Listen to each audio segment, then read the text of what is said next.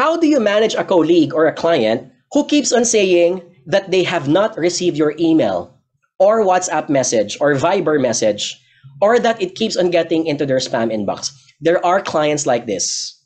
And sadly, there are clients or colleagues who pretend that this is the issue when in fact they have received the email. Can I get an exclamation mark if you can relate to this story?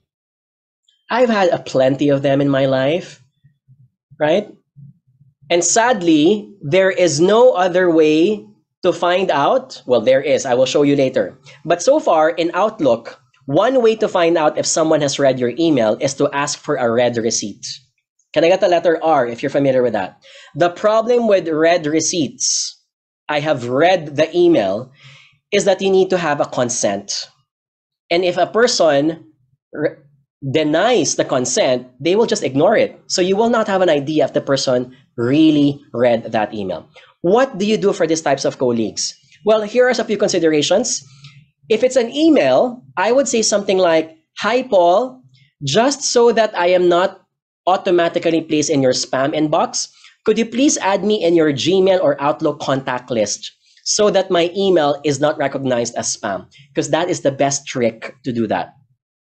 Meanwhile, I am sending you a screenshot of my email here on Viber for easy access today. So when someone's denying that they cannot receive the email, I automatically, in the same hour, I send them the screenshot of the email on SMS, on Viber or WhatsApp. This way, you don't have any excuse that you did not receive that email. Can I get an exclamation mark? You know, when I was younger, and thank God that there are more faster internet platforms these days. You know, when I was younger, when I was in my 20s, when I knew that this person would always pretend that they couldn't receive the email, you know what I would do? I would print the email. That was the time when we weren't yet environmentally conscious, but I would print the email. I would print the email, and before I would go home, I would leave the email, that paper, on the person's desk. So I sent the person an email, but I also printed it because I want the person to know, you're not gonna get out of this situation because I want to make sure that you receive the email. Of course, these days, I don't do that anymore. Instead, I take a screenshot.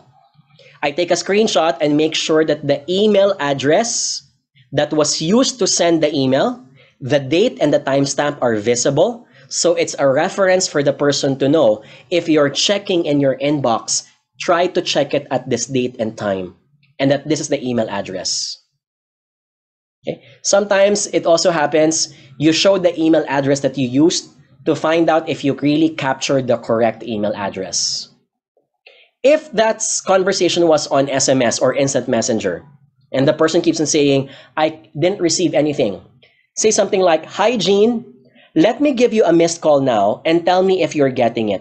This way, you have full assurance that you got the mobile number correctly. This will help me check if we both have the same number. Okay, does that work? Can I get another exclamation mark? That works always, all the time. Whenever I threaten, I'm going to use the word threaten, quote and unquote, I threaten the person to give them a missed call, they start realizing I have no way out of this. I will be caught if I'm lying that I couldn't receive their SMS or their Viber.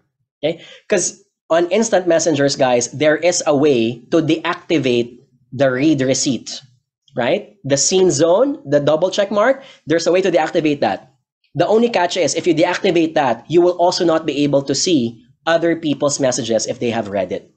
That's visible on WhatsApp and also on Viber. Okay. Question also, and I think you should all be aware of this by now. When someone blocks you on Viber or WhatsApp, what is the best way to find that out? What is the number one clue? When someone blocks you, can you please type in the chat box? There is a way to find out. Can you please type? What is the easiest way to find out if someone has blocked you on WhatsApp, Viber, or any other platform? Anyone? I'll give you a few seconds. You should know this by now, guys. I'm sure you've seen them. You can't search them.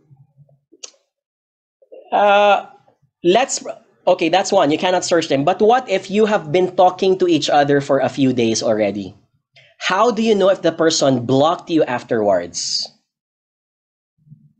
There's no check mark? Not really, guys, because if the person has deactivated this feature from the very start, then there is no difference if the person blocked you or unblocked you. Anyone? You've talked to each other for 2 weeks. You're selling something to the customer. The customer got irritated with you, so they blocked you. How do you find out? I'm surprised no one's able to answer this correctly.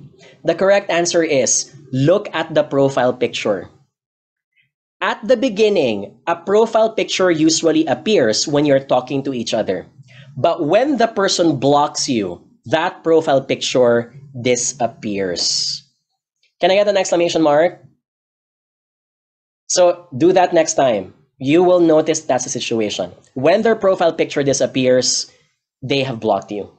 That applies for both Viber and WhatsApp. Okay? On Facebook, it's easier because it says unknown user. But Facebook is a different ballgame because it doesn't have a mobile number. All right?